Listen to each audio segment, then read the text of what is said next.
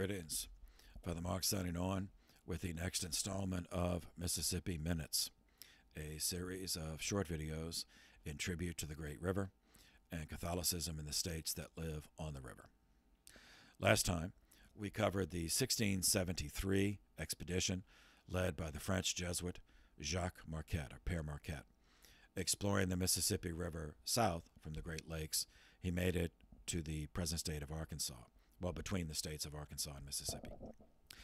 9 years later, 1682, René Robert de La Salle, a French fur trader and explorer, departed Fort Crevecoeur, which is outside of present Peoria, Illinois, with a group of both French and Indians.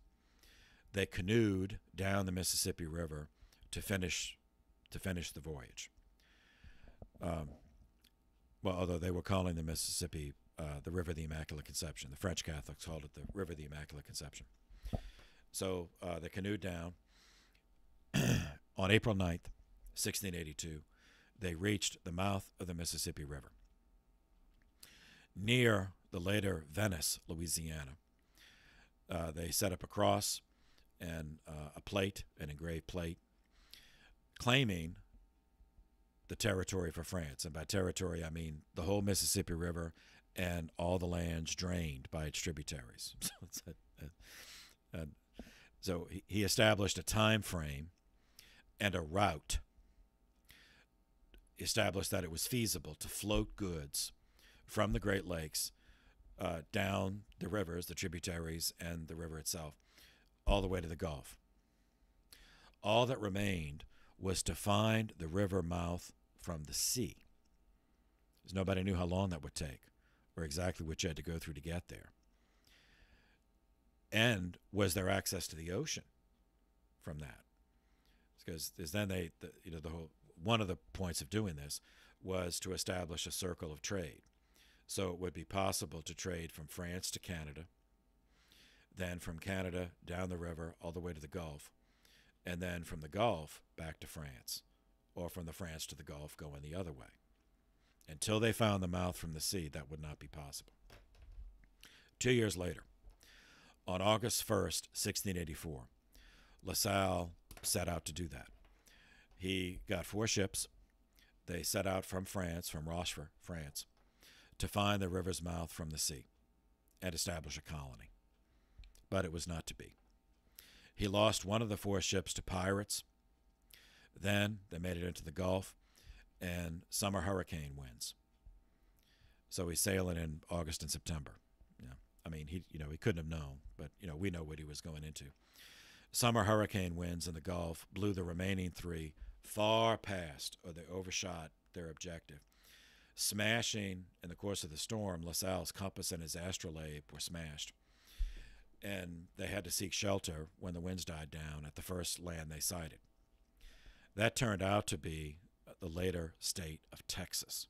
So they way overshot. It was Matagorda Bay, 80 miles northeast of present-day Corpus Christi. And one storm after another, it was there that the last of the 4 original ships was wrecked, so they were stuck. Without accurate maps, with no navigational instruments, and of course having been completely disoriented by all the storms, blow all over the place in the Gulf, he had no idea where he was. And initially he thought that they had not yet reached the river's mouth, so he thought they were still to the east of the river. So he set out overland west looking for it. A great tragedy, which we know he was going away, going the wrong direction. In the course of this, he and the survivors located what's now the Rio Grande River on the Texas-Mexico border, and they just followed the river, see where it would lead. They followed it up to the current Langtree, Texas. They made camp. Then, doing the math as best he could, reconsidering everything that happened, La Salle was hit with just the horrifying conclusion that he had been going in the wrong direction. Now, he couldn't have known how far, but we know from Langtry overland, he was 830 miles west away from where he planted the cross at the mouth of the river in 1682. Some of his followers, once this was admitted, then the survivors of the expedition then turned on each other. Some of them attacked him, killed him, along with 7 others that were defending him. That happened on March 19th, 1687, near the present site of Navasota, Texas. 9 years later, the French finally did it. They finally assembled the pieces of the geographical puzzle. This was accomplished by 2 French-Canadian brothers, Pierre and Jean-Baptiste LeMoyne, better known by their titles. So Pierre LeMoyne, the older, had the title of d'Iberville, or Iberville. Born in Montreal, 1661, a third son of French immigrants to Canada. His younger brother, Jean-Baptiste LeMoyne, had the title the Sieur de Bienville. He was the 8th of what turned out to be 11 siblings. Also born in Montreal, 1680, the same year that Saint Kateri died. Pierre, accompanied by Jean-Baptiste, but Pierre was in command. He was the elder and had military experience. They left Brest, France, with 4 ships in October of 1698. They arrived in the Gulf of Mexico in January of 1699. In this way, the LeMoyne expedition avoided the hurricane season storms that had doomed LaSalle. So they were able to hug the coast, just sailing within sight of the coast, and every time they saw a bay recede, they'd go into it and explore it to see, okay, is this it? Is this where the Mississippi River empties into this body of water? They did again and again and again. It must have been painfully tedious, but they were going to do it. Another historic thing, it's not directly related to the river, but on February 10th, 1699, they anchored off of Ship Island and went ashore to explore Mobile Bay, present-day Mobile Bay in Alabama. Meeting and trading with local tribes, they were encouraged that these tribes were familiar with the French from the river and overland trade network. From them, he obtained more information about the Mississippi River, well, the River of the Immaculate Conception, which they assured him was to the west, that the river greater than any other rivers is to the west. So they kept going, following the coast. On March 2nd, 1699, in this way, the LeMoyne expedition discovered the mouth of the Mississippi, which he located at 20 degrees 50 minutes north. From there, sailing upriver, on March 17th, the LeMoyne brothers noticed a pole, not naturally occurring, a pole stuck in the ground, that was stained with a red substance and was decorated, had fish bones, other animal bones. It was later determined that was marked the territorial divide between the Bayagula and the Homa tribes. Locals, they discovered, called the pole Estruma, which translated into French as Red Stick or Baton Rouge, the present capital of the state of Louisiana, also is on the river. In honor of the king who paid for the expedition, King Louis XIV, the territory was named Louisiana. In the course of their exploration, they discovered a 630 square mile brackish estuary, which they named Lake Pontchartrain, honoring the then Chancellor of France, the Count de Pontchartrain, Louis Philippot. He was the grandfather of the then Minister of Marine, Jean Frédéric, who was the Count de Maurepas. So,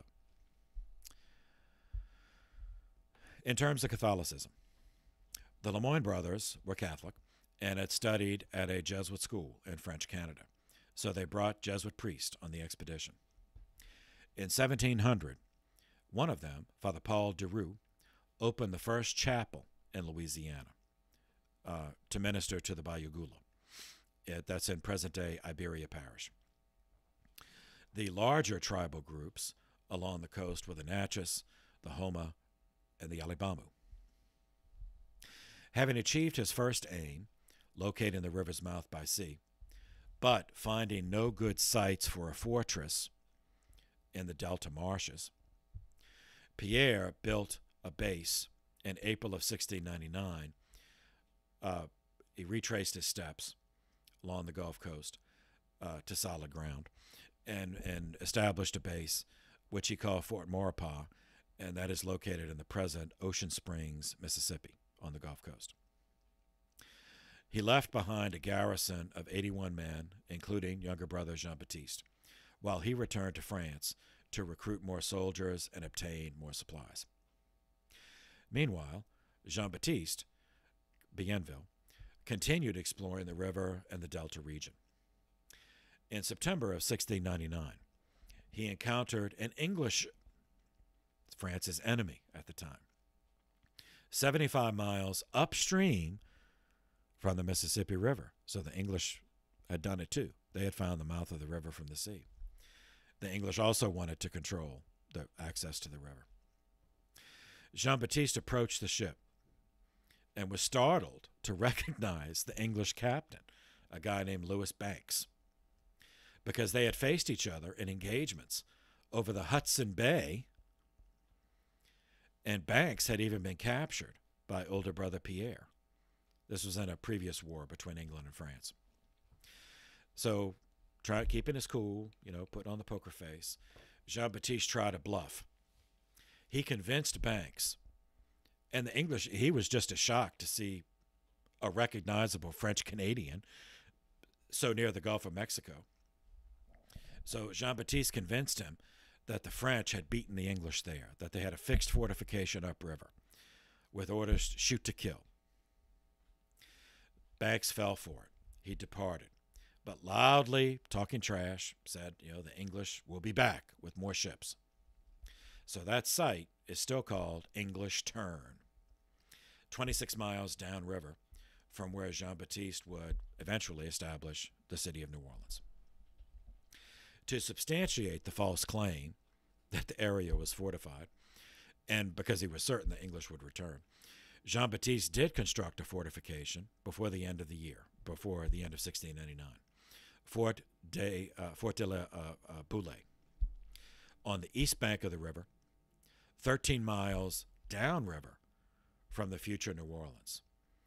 So that will put it in present-day Plaquemine Parish. Pierre returned, reaching Biloxi, Mississippi, in January of 1700. He built a second fortification, a second Fort Maurepas, 40 miles up the Mississippi River, as well as offloaded 6 guns, artillery pieces, from his ship to arm Fort Boulay, because he also believed the English would return, because in their place he would. On his third voyage, back and forth, in February 1701, Pierre constructed Fort Louis de la Mobile. Now that's Old Mobile, 27 miles up the Mobile River from where the present city of Mobile is. Pierre left Louisiana to do it again, but it turned out to be for the last time. He left in April of 1702, but he contracted yellow fever in Havana, Cuba, and died there. So it would fall to younger brother Jean-Baptiste to build up the French settlement, and which included many things, including founding the city of New Orleans. And that will be the subject of the next video. So thank you for your attention. Saint Martin of Tours, patron saint of France, pray for us.